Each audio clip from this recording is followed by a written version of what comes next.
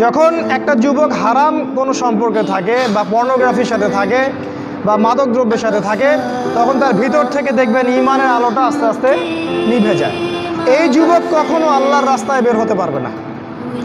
এই যুবক কখনো নিজের জান মাল ব্যয় করে কাফেরদের বিরুদ্ধে জিহাদ করতে পারবে না, সম্ভব না। ওরা খুব ভালো করেই জানে যুবকরা আমাদের জন্য থ্রেট, মানে হুমকি।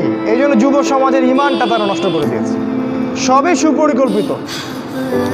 এই পুরো কাজগুলো নিয়ন্ত্রণ করা হচ্ছে পশ্চিমা সভ্যতা থেকে।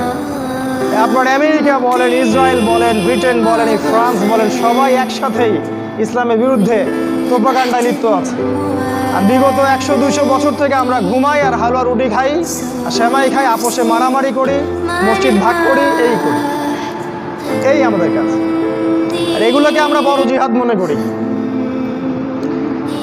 হানাফি ভাই সালাফিকে দেখতে পারি না, সালাফি হানাফিকে দেখতে পারি না, এই দল সেই দল, এই তরিকা সেই তরিকা, একজনের সাথে আরেকজনের উঠা বসা নাই, চলাফেরা নাই, এমনকি সালামটা পর্যন্ত দেই না।